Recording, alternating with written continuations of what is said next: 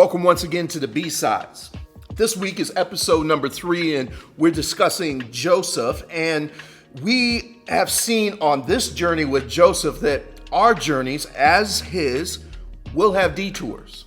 There are things that come up in life that are unplanned, things that we may not have foreseen, and in fact, they could be really uncomfortable. They could be even at times hurtful, and yet God uses detours on our journey from point A to point B, the things in between, to refine us, to mold us, to prepare us for the destiny He has for us. On this uncharted journey, it takes revolutionary faith. It takes a faith that is grounded in God, in God's word, in the reality of faith that oftentimes doesn't make a lot of sense. It sometimes makes no common sense, except for when God does what God does. And sometimes we don't even get to see the full ramification of it, the full fruit of it in our lifetime. And we see this in Hebrews chapter 11 with the various people that are listed there. They didn't get to experience the fullness of what God had promised in their lifetime.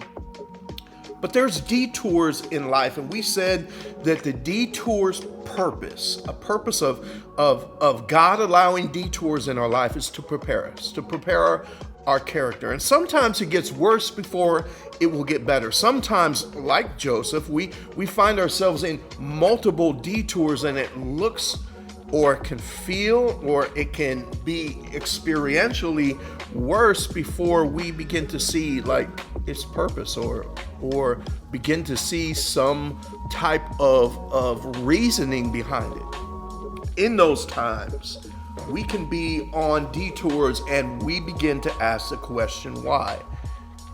Now, I would say that there's nothing wrong with asking questions, to ask questions about God. I think that is healthy for us to ask questions, to pursue and ask questions of the Lord.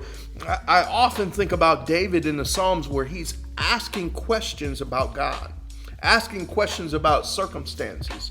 I think God is big enough to handle our questions.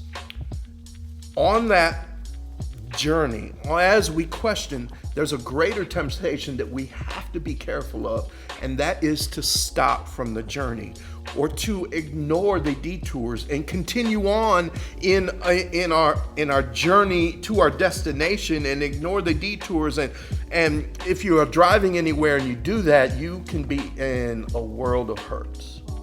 The detours are there ultimately to guide you in the best possible way and to refine your character. As we ask those questions, why? We have to ground ourselves in the truth about God, in His sovereignty, meaning God can do whatever He wants, whenever He wants, however He wants to do it, because He's God. He's not another man, He's not another woman, He's not homeboy, He's not our best friend. He is God. He can do whatever He wants, whenever He wants to do it, however He wants to get it accomplished. In such, we need to guard our hearts. We need to guard our hearts against bitterness. We need to guard our hearts against callousness, that we become so jaded that we just check out of everything. It can be a funk, it can be a fog. One of the side effects for some people who have gotten COVID-19 is this brain fog, this thing of just kind of floating and being, in our spiritual journey, if we're not careful, we can find ourselves in a fog where we then become addicted, or we feed that in our lives and never pursue the next step. We just perpetually stay in a fog, in a funk, in an attitude sometimes, in a state of bitterness, in a state of callousness, in a state of jadedness. And we see with Joseph that his heart was soft. Even as you read into chapter 50, Joseph continually reminds his brothers, like, yo, I'm with y'all. We're good. We're good. God has done something here. As we go on a journey, please, please, please be careful not to swerve into the ditches. On detours, it can be easy to swerve off the narrow, bumpy, windy road of the detour into ditches on one side or the other. One side is the ditch of denial or dismissal of the struggle or of the wound or the injustice or the hardship or the feelings part. It does nobody any good to deny it. In fact, let me pause, and this wasn't said on Sunday. I don't think so. There is beauty in our scars. What is a scar? A scar is a wound that has healed. I hope you're connect the dots here. God's desire, even on the detours of life, is not to destroy us, is not to kill us.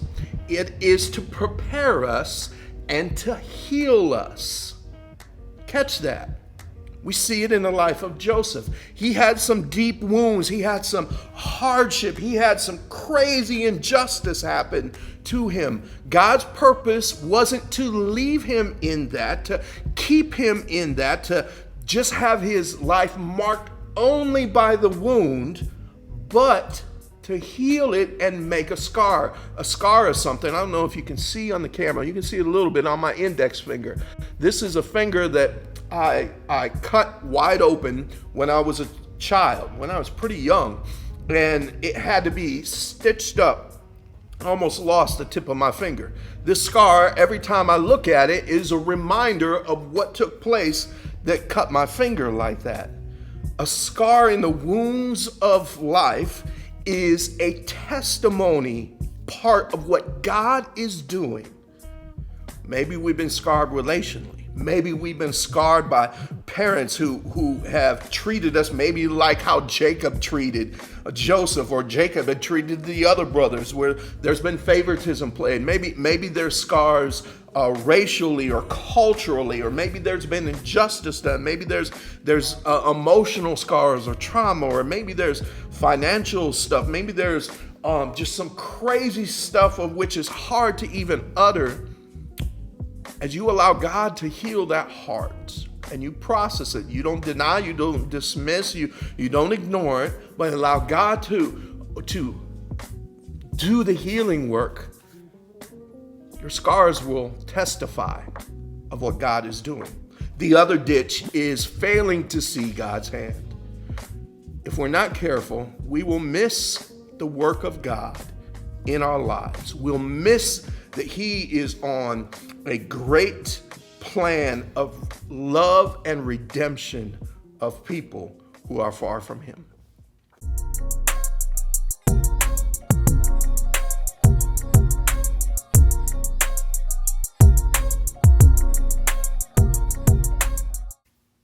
An overarching theme in the Bible is God's great love and His redemption of people. Pastor Tim Venstra at the Napanee Missionary Church, in his message about Joseph, had some points about this thing really not being about Joseph's story as much or more about God's story. So he and Pastor Dave Embrick would talk about the lower story and the upper story. The lower story would be our stories, humanity stories, individual characters in the Bible, their stories. And it's not that it doesn't matter, but there's a greater story of what God is doing throughout history, throughout time and space, of God's loving pursuit and His redemption of people. And we can see this in the life of Joseph, where God persevered and delivered a remnant of people, of His people, through Joseph's line. We also see that God's name was made great in Egypt. Before Pharaoh, God's name was made great. In a land filled with multitude of gods, God, the one true God, was made great. Pharaoh even confessed the reality of the God of Joseph is God, right? we also see this theme of God's loving pursuit and redemption of people taking place within Joseph's own family. The redemption of the family, the restoration of the family unit there. We also see this amazing theme of Judah versus Joseph, or then later Judah and Joseph being reconciled, the relationship there, and how we find that through Judah's line came Jesus. And we also see it sets up the scene for Exodus. If we were to read in chapter 50, I'll get to that in a minute.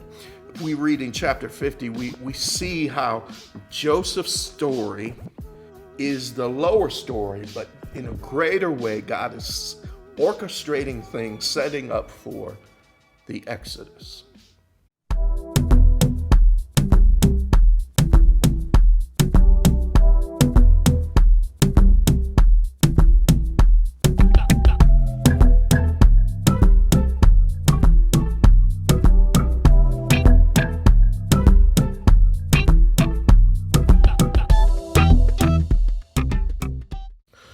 There are several other themes that pop up that I just want to hit on quickly so that you can begin to process and think through as you begin to read with other characters in the Old Testament, ultimately fulfilled through Jesus, and then come to a culmination in Revelation at the end of time. One is this phrase, the Lord was with Joseph. We find it in chapter 39, verse 2, 3, 21, and 23. The Lord was with Joseph. The Lord was with so-and-so. The Lord is with you. God with us. Emmanuel. God with us. The name of Jesus, Emmanuel. God with us. What does it mean? Think about this. What does it mean that God is with you? That God is with us on a journey? Definitely Joseph, when it's said that God was with him, it was in these hard detours of Joseph's life. God is with him. Accompanying this was many times in chapter 39, we see this idea of success. Maybe in the King James Version, it may be translated prosper. So like this in verse 2, it says, so God was with him, so he succeeded as he served. Verse 3, giving him success in everything that he did. Made him a favorite, verse 21, with the prison warden. Verse 23, God was with him and caused everything he did to succeed. I wonder here if we catch what's going on here. There was the presence of God. There was this idea of what it meant to succeed in that given scenario, but there was also the work of the hands of Joseph as he served in everything he did. What he put his hands to. Later on, as he's with Pharaoh and interpreting dreams, and his ability to engage intellectually with wisdom, God gave him success. But Joseph was a compliant. He was an engaged. He was arm in arm with God in the process. One of my concerns that I see sometimes is people who want God with them, the idea of God with them to give them success, but they don't want to be compliant with what God is telling them to do in the process. One other thing that I want to get to is this idea of shalom. Shalom is a Hebrew word that oftentimes gets translated into English in the Bible as peace. So Genesis chapter 41, verse 16, it says that God will give you the answer. This is God giving Pharaoh the answer. This is Joseph speaking. God will give Pharaoh the answer, or God will give Pharaoh peace. That word there for answer or peace is shalom. Now, shalom is a multi-layered almost a picture, if you will. It's not simply the absence of conflict, although it includes that. So our idea, usually when we say peace, not as a greeting or a departure from somebody like, yo, peace, I'm out. Not that type of peace, but when we say, hey, we need to have peace, it's usually we're meaning the absence of conflict. But in the Bible, this idea of shalom is not only the absence of conflict, but bringing in completeness and wholeness and fullness. Think about where Joseph went, that we know of here in Scripture. Everywhere along the way, he brought shalom. He brought increased presence of God. He brought not only absence, there was conflict that came to him, but he brought in wholeness. He brought in completeness. He was used of God to further God's agenda. His shalom, his wholeness, his fullness, his completeness. As we kind of wind down in this episode, I wanted to conclude with reading some of the last verses in the book of Genesis. Joseph said in Genesis chapter 50, verse 24, "Soon I will die," Joseph said to his brothers, "but God will surely come and help you and lead you out of this land of Egypt. He will bring you back to the land he solemnly promised to give to Abraham, to Isaac, and to Jacob." This is a foreshadowing. This is what Joseph has faith, this revolutionary faith that doesn't make a lot of sense, especially as the years continue on, of the Exodus. This is what Joseph is seeing. This is what Joseph is trusting God to fulfill his promise that he made through Abraham and then to Isaac and Jacob. Then verse 25, Joseph made the sons of Israel swear an oath and said, "When God comes to help you and lead you back, you must take my bones with you." So Joseph died at the age of 110. The Egyptians embalmed him, and his body was placed in a coffin in Egypt. One day, Joseph would be brought back to the promised land. One day, Joseph's family would be brought up out of Egypt. They would go to the promised land. That one day was 400 or more years after Joseph died. One commentator said this: Joseph died looking forward to God's unfolding plan of redemption, and that is where the book of Genesis, the book of beginnings, ends. It concludes by looking forward to the continuation of God's eternal and loving and wise plan. So my question on the B side as we contemplate these things is, are you looking forward?